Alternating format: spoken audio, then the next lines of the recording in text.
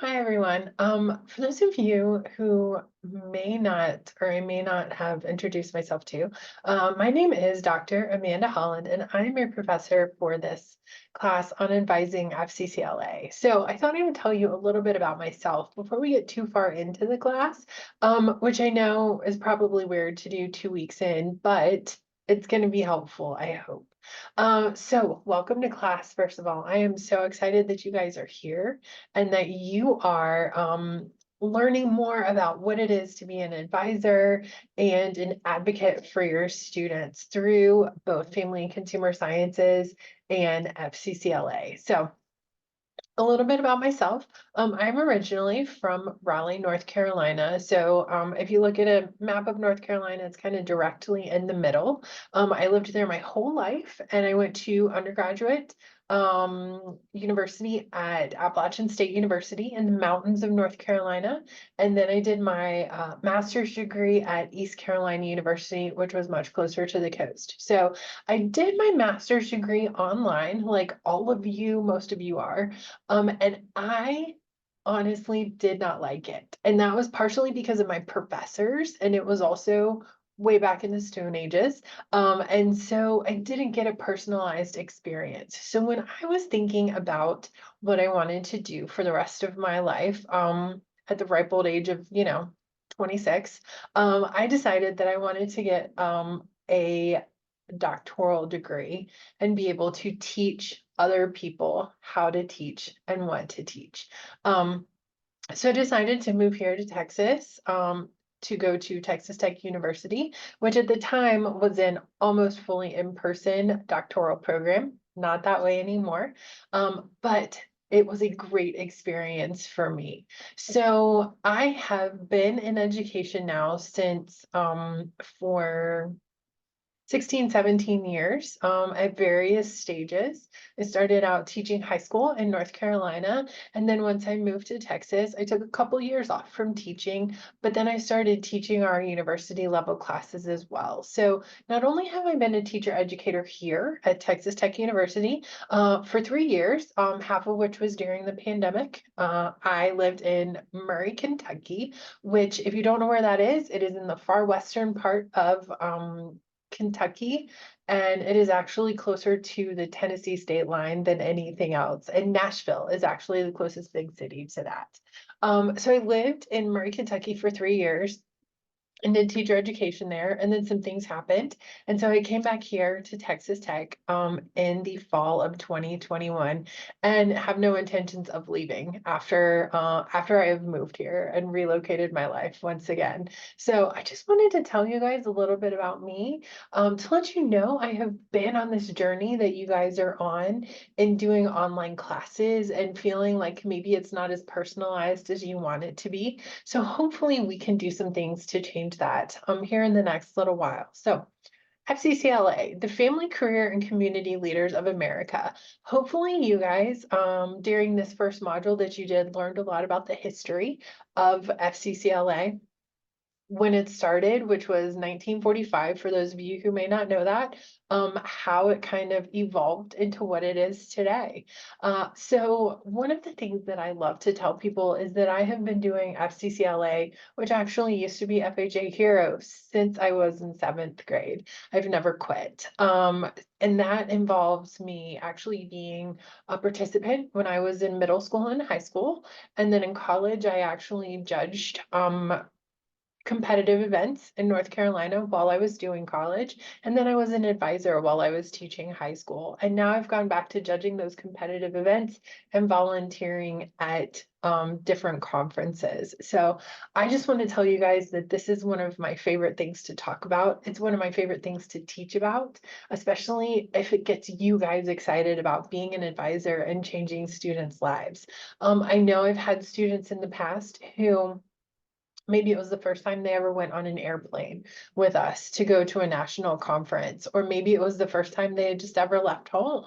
And I loved having those experiences with my students. And it's part of the reason that I still do FCCLA now. So if there is a way for you to get involved right now, which I bet there is, because everyone needs competitive events evaluators right now, I would encourage you to do that so that you can see kind of what's going on all around you, to see who is in charge of your organization, get to know them better, whoever your state person is, and then create a great organization within your school. One of the things that we're going to talk about during this class is how we start small and expand out from that small nature. So in order to actually affiliate a chapter for the first time, you have to have 12 students who are willing to actually give you some money and then maybe do some things every once in a while. All you need is those 12 really excited students in order to maybe change some of their lives and yours as well. I know one of the other favorite things that I get to do on a regular basis is just travel. With FCCLA, I got to see some places that I never would have seen before. It's the only time I've ever been to Chicago, actually, was for a national conference. And I went to Anaheim, California for the first time with FCCLA and quite a few other places as well. One of my favorite memories is actually at a national conference a couple years ago, in San Diego, where because of the way things are structured right now, it was over the 4th of July, and you can see the fireworks on in the bay in San Diego, and they shoot them off of barges. So you see like 12 different fireworks displays at one time, and it is a lot of fun. Second most favorite was actually when FCCLA was in Washington, D.C. a few years ago, which I think it's going to rotate around there again here soon. And seeing the fireworks there on the 4th of July. So much fun. So I hope that you guys learned some things from this class and that you get a better sense of what it is to be an advisor and then to be a student in FCCLA if that wasn't something that you did when you were actually a kid. So for this week, we're working, well, 2 weeks actually, because remember we're working on 2 week spans, because I know you guys are adults who work and maybe you need extra time to do stuff. So for this next 2 weeks, we are going to be working on your role as an advisor. So how do we manage? How do we affiliate? How do we govern our FCCLA chapters? Remember, that's only those 12 students. And it doesn't have to be. You can do in-class chapters and not actually affiliate. We would love for you to affiliate, but you don't have to. So couple things that we're going to do this week. You guys are actually going to use the FCCLA template to write some lesson plans, and you are also going to use the planning process worksheet to create a plan of action for recruiting members. Now, a lot of this is going to be really pertinent in the next few weeks because what is February? Hopefully you all know it is Career and Technical Education Month. And then there is 1 week of February that we love the most because it is FCCLA week. If you don't know what week that is, I think it was on your scavenger hunt, but I'm not positive. So if it wasn't, it's the week usually around Valentine's Day where we celebrate all things FCCLA. And there is a themed day for every one of those days during the week. So we're going to do a recruitment plan. And then you are also going to, using some suggestions in one of the chapters you read, create a list of people and companies that you could partner with to actually create a better situation for your students and for yourself. Maybe it's people who would donate money or time in order to help you further the goals of your chapter. And the last thing we're going to do is an online discussion where you talk about what is important in a classroom structure for your FCCLA chapter. So hopefully that is not too much. Remember, you're going to have 2 weeks to do that all. So the due dates are going to be 2 weeks from whatever yesterday was. So I don't know, sometime in February, guys. It's been a long semester already, and we're only 2 weeks in. So anyway, I hope that you guys have learned some things already and that we are going to learn even more together as we move through the rest of this class. So should you have any questions, please email me.